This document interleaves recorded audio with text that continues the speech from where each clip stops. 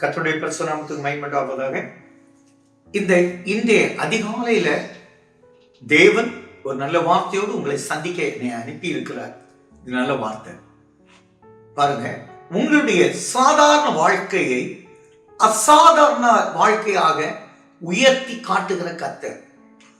ஆர்டினரியா இருந்திருப்பீங்க, இனி ஒரு எக்ஸ்ட்ராடினரி பர்சனா உங்களை எடுத்து இம்பார்ட்டன்ட் பர்சனா உயர்த்துகிற கர்த்தர். 1 ராஜாக்கள் 17 அதிகாரம் 13-14 வாசிக்க கேட்போம். ஒரு மங்களகரமான வார்த்தை. அப்பொழுது எலியா அவளை பார்த்து, பயப்படாதே, நீ போய் உன் வார்த்தையின்படி ஆயத்தப்படுத்து. ஆனாலும் முதலிலே அதுல எனக்கு ஒரு சிறிய அடைய பண்ணி என்னிடத்தில் கொண்டு வா. பின்பு உனக்கும் உன் குமாரனுக்கும் பண்ணலாம். குமாரனுக்கும் பண்ணலாம். இது எவ்வளவு நாள் பாத்தீங்கன்னா, தேசத்தின் மலையை கட்டளையிடும் நாள் மட்டும் பானையில் மாசெல வெளிவதும் இல்லை, கலசத்தில் எண்ணெய் குறைந்து போவதும் இல்லை என்று இஸ்ரவேலின் தேவனாய கர்த்தர் சொல்லுகிறார் என்றார். அப்ப கர்த்தருடைய வார்த்தை. இதுவரை ஒரு ஆர்டினரி பர்சனா இருக்கிற அந்த விதவை, ஆண்டவர் எத்தனையோ விதவை இருந்திருக்கலாம், ஒரு விதையை காட்டினார். அந்த அம்மா சொல்லுது, 2 விறகு எடுக்க போறேன்.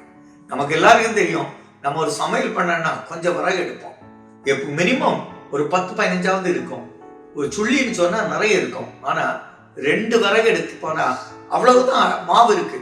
அதோட செத்து போக தீர்மானம்.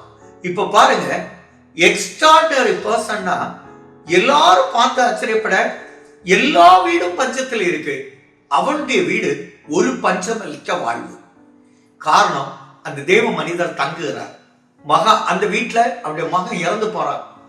அவன் எலியா போய் அவனுக்கு அனல் உண்டாக்கி ஜீவனை கொடுத்தார். பாருங்க கர்த்தர்.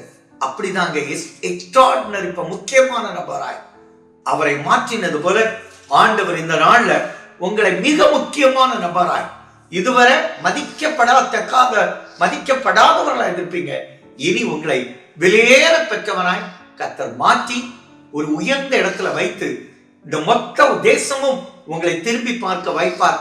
நீங்க எப்படி யோசேப்பு முக்கியமான நபரால் உயர்த்தப்பட்டாரோ, சிறைச்சாலையில் இருக்கும்போது ஆர்டினரி பர்சன், அதே போல உங்களை எக்ஸ்ட்ராடினரி பர்சனாக முக்கியத்துவம் ஆனவராக உங்க குடும்பத்திலே உங்களை தான் முக்கியத்துவமானவராக நினைக்கும்படி செய்வார்கள். தாப்பறேன், நேற்று வர மதிக்கலையா, இன்னைக்கு வெளியேற பெற்றவராய் எங்களை மாற்றதுக்காக ஸ்தோத்திரம். இயேசுவின் நாமத்தில் ஜெபங்கள் நல்ல பிதாவே, ஆமென்.